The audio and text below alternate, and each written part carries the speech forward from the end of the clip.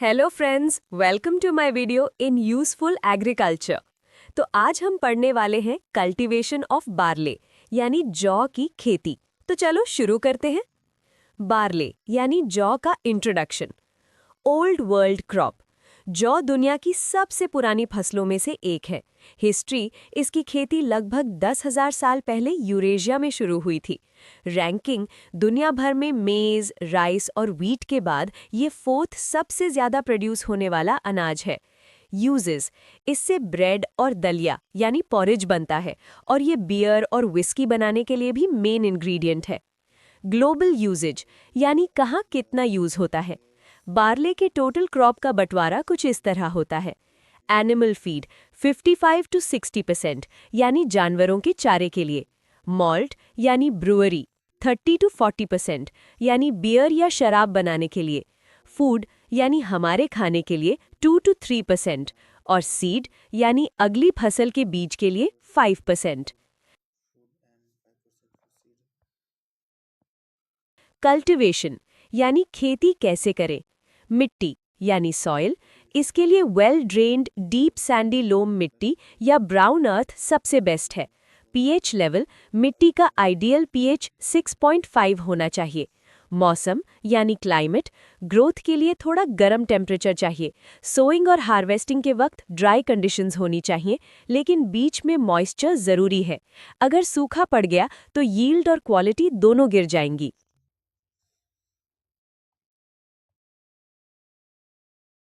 Crop botany यानी technical details. Family ग्रामिनेसी family से है। पॉलिनेशन ये एक सेल्फ पॉलिनेटिंग फसल है। स्पीशीज कल्टिवेटेड बार्ले को वल्गेरी कहते हैं और वाइल्ड यानी जंगली फॉर्म्स को स्पॉन्टेनियम। क्रोमोसोम्स इसका बेसिक क्रोमोसोम नंबर X=7 है और ये डिप्लॉयड एन्युअल यानी 2n=14 है।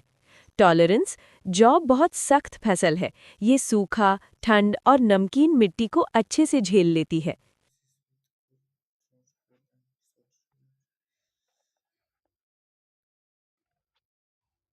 प्लांट मॉर्फोलॉजी यानी पौधे की बनावट। पहचान जौ को बाकी अनाजों से इसके लिग्यूल और ऑरिकल्स यानी पत्ती का वो हिस्सा जो स्टेम को पकड़ता है से पहचाना जा सकता है। ये स्मूथ होते हैं और कभी-कभी पर्पल या पिंकिश यानी एंथोसाइनिन रंग के दिखते हैं। दिखावट ये 2 to 4 फीट लंबा होता है। इसकी स्टेम्स हॉलो यानी खोखली होती हैं और लीव्स स्मूथ और टेपर्ड यानी नुकीली होती हैं।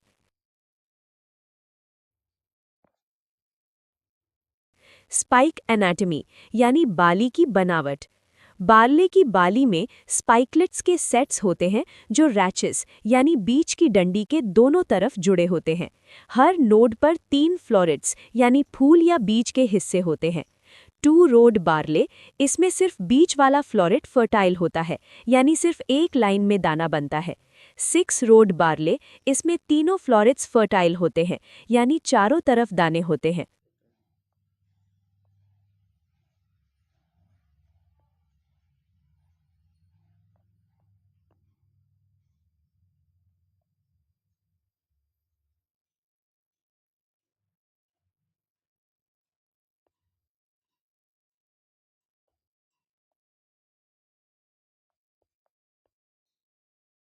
ओरिजिन और डोमेस्टिकेशन, वाइल्ड से कल्टीवेटेड तक। हॉर्डियम स्पॉन्टेनियम वाइल्ड बार्ले ये आज की कल्टीवेटेड बार्ले का असली पूर्वज या प्रोजेनिटर है। Old world agriculture neolithic age में ये एक बहुत ही इम्पॉर्टेंट स्टेपल क्रॉप था। कहाँ से आया? इसका सेंटर ऑफ ओरिजिन अभी तक पूरी तरह क्लियर नहीं है। पहले सिर्फ फर्टाइल क्रेसेंट को माना जाता था, लेकिन अब मोरक्को, इजिप्ट, इथियोपिया और तिब्बत जैसे अलग-अलग इलाकों में भी इसके वाइल्ड ट्रेसेस मिले हैं। इसका मतलब है कि बार्ले शायद एक साथ कई जगहों पर इवॉल्व हुई, यानी मल्टी सेंट्रिक ओरिजिन।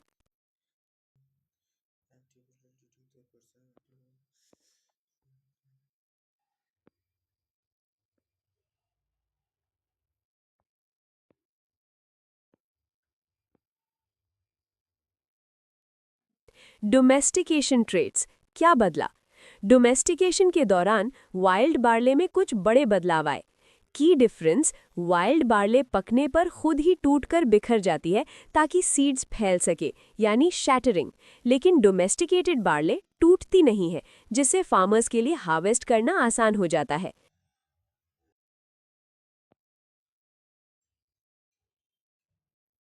डोमेस्टिकेशन कैसे हुई? Human selection. इंसानों ने उन प्लांट्स को चुना जो हार्वेस्ट के वक्त टूटते नहीं थे। इसके पीछे का साइंस ये है कि जेनेटिक चेंज। वाइल्ड बार्ले की स्पाइक्स ब्रिटल होती हैं क्योंकि उनके रैकिस नोड्स की सेल वॉल्स पतली होती हैं। ये दो जीन्स BTR1 और BTR2 की वजह से होता है। The mutation. डोमेस्टिकेशन के वक्त BTR1 या BTR2 जीन्स में डिलीशन यानी नुकसान हुआ, जिससे रैकिस नॉन ब्रिटल हो गई। Twice the luck. ये बदलाव 2 बार हुआ।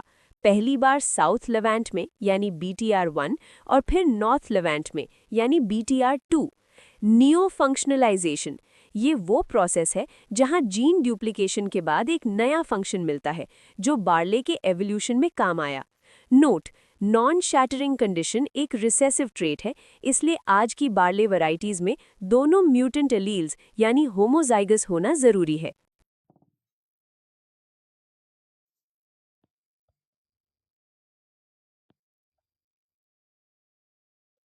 2 रो से 6 रो का सफ़र। बार्ले में 2 तरह की स्पाइक्स होती हैं, 2 रो और 6 रो। वाइल्ड बेनिफिट: वाइल्ड बार्ले हमेशा 2 रो होती है। इसका फ़ायदा यह है कि इसके साइड वाले स्पाइकलेट्स छोटे यानी रूडिमेंट्री होते हैं, जो जानवरों के फर यानी बाल में फंसकर सीड डिस्पर्सल में मदद करते हैं। The VRS1 gene. 6 row barley के पीछे VRS1 जीन का हाथ है। असलियत में VRS1 प्रोटीन लैटरल यानी साइड वाली रोज की ग्रोथ को रोक देता है, सप्रेस करता है।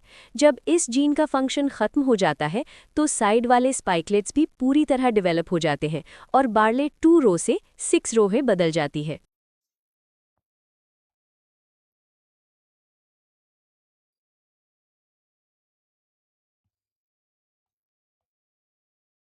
3. हर्ड यानी छिलके वाली barley versus naked barley. Barley के दाने पर एक कवर होता है जिसे हल कहते हैं।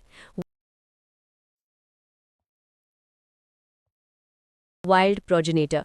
वाइल्ड बार्ले हमेशा कवर्ड होती है। Genetic control.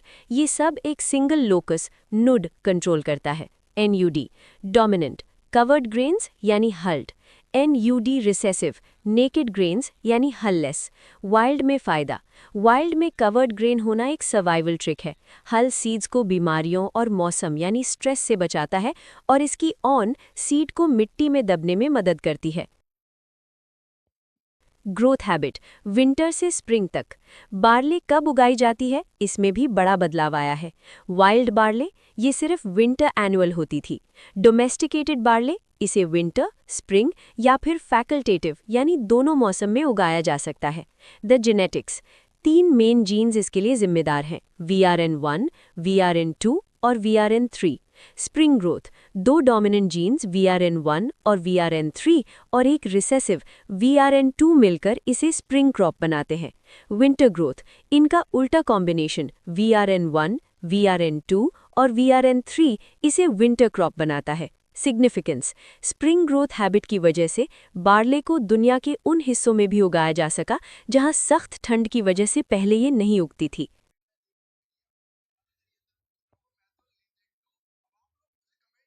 5. Photo period sensitivity दिन की लंबाई के प्रति। प्लांट्स को फूल यानी फ्लावरिंग लाने के लिए दिन की रोशनी की ज़रूरत होती है। लॉन्ग डेज LD जब दिन लंबे होते हैं तो बार्ले जल्दी फूल देती है। इसे PPDH1 जीन कंट्रोल करता है। शॉर्ट डेज SD छोटे दिनों में फ्लावरिंग को PPDH2 जीन प्रमोट करता है। म्यूटेशन का फ़ायदा: स्प्रिंग बार्ले में एक म्यूटेंट अलील होता है जिसे PPDH1 कहते हैं। ये फोटो पीरियड के प्रति थोड़ा कम सेंसिटिव होता है, जो स्प्रिंग बार्ले के लिए बहुत बड़ा एडवांटेज है क्योंकि ये क्लाइमेट के हिसाब से फ्लावरिंग को एडजस्ट कर लेता है।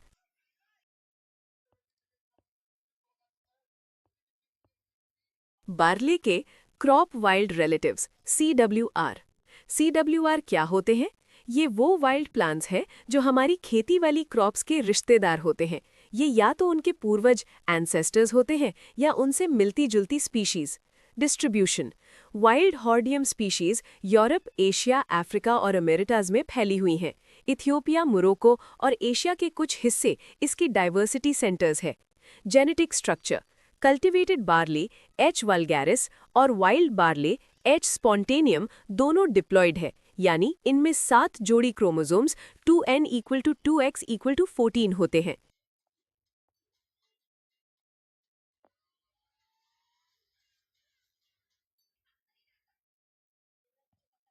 जीन पूल्स: इसके जीन पूल में डिप्लॉयड के अलावा टेट्राप्लॉयड 4x और हेक्साप्लॉयड 6x स्पीशीज भी आती हैं। कॉमन वाइल्ड स्पीशीज: ईरान जैसे इलाकों में एच म्यूरिनम और एच मैरिनम बहुत मिलती हैं, जिन्हें अक्सर खेत के कचरे वीड्स के रूप में देखा जाता है। खास महत्व: ड्रॉट और सॉल्ट टॉलरेंस। कुछ स्पीशीज जैसे एच बल्बोसम और एच एरिजोनिकम सूखे, ड्रॉट और नमक वाले इलाकों में उगती हैं, इसलिए ये फ्यूचर में ऐसी बार्ले बनाने के लिए काम आ सकती हैं जो एक्सट्रीम क्लाइमेट झेल सके।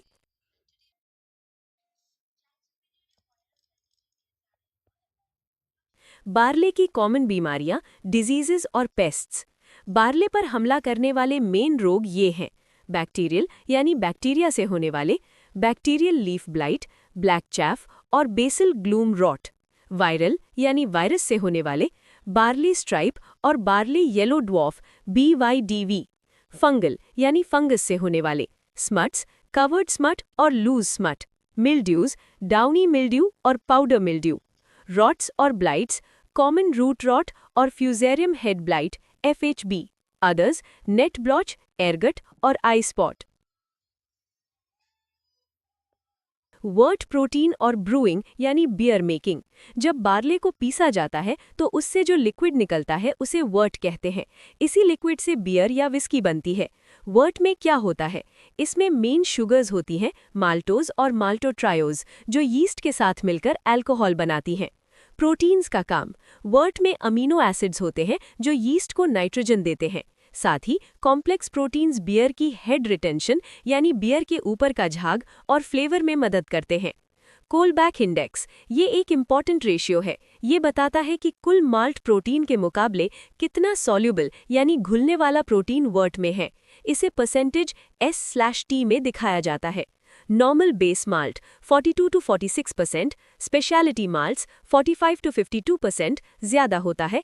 पिल्सनर माल्ट्स 39 to 42% कम होता है। डायस्टेटिक पावर, एंजाइम्स की शक्ति। डायस्टेटिक पावर का मतलब है मॉल्ट की वो ताकत जो स्टार्च को तोड़कर फर्मेंटेबल शुगर्स यानी अल्कोहल बनाने वाली चीनी में बदल सके। 2 मेन एंजाइम्स। इसमें 2 तरह के डायस्टेज एंजाइम्स काम करते हैं, अल्फा एमाइलेज और beta amylase. Brewing standard: craft brewers के लिए DP 115 का होना ज़रूरी है ताकि मैश का प्रोसेस सही से हो सके।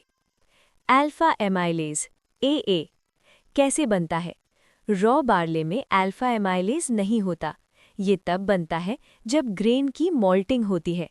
लोकेशन: ये ग्रेन की एल्यूरॉन लेयर यानी एंडोस्पर्म के चारों तरफ की परत में सिंथेसाइज होता है। स्टैंडर्ड: ब्रूअर्स के लिए 50 AA काफ़ी होता है स्टार्च को सिंपल शुगर्स में तोड़ने के लिए। दूसरा, free amino nitrogen FAN। FAN का मतलब है वर्ट में मौजूद अमीनो एसिड्स, अमोनियम आयंस और छोटे पेप्टाइड्स का कुल जोड़। क्यों ज़रूरी है? साइंटिस्ट्स इसे यीस्ट की हेल्थ, ग्रोथ और बियर की क्वालिटी चेक करने का सबसे अच्छा तरीका मानते हैं। कम FAN: अगर FAN कम होगा तो यीस्ट की ग्रोथ खराब होगी और फर्मेंटेशन बहुत स्लो या अधूरी रह जाएगी। ज़्यादा FAN: अगर ये ज़्यादा हुआ तो दूसरे माइक्रो ऑर्गेनिजम्स इसे खाकर गंदा स्वाद यानी नेगेटिव फ्लेवर पैदा कर सकते हैं और बियर का रंग भी ज़्यादा गहरा हो सकता है। वर्ट विस्कोसिटी यानी गाढ़ापन। वर्ट की विस्कोसिटी हमें कई चीज़ें बताती है। फ़ायदे: इससे पता चलता है कि सेल मटेरियल्स कितने टूटे हैं और बियर की फिल्टरेबिलिटी और फोम यानी झाग की स्टेबिलिटी कैसी होगी। हाई विस्कोसिटी: इसका मतलब है कि सेल वॉल्स सही से नहीं टूटी हैं, जिससे बियर को फिल्टर करने में दिक्कत आएगी। लो विस्कोसिटी, अगर ये बहुत कम है तो बियर का झाग नहीं टिकेगा और स्वाद भी फीका हो जाएगा। Thank you. चलो ठीक है दोस्त, मिलते हैं नेक्स्ट वीडियो पर। बाय।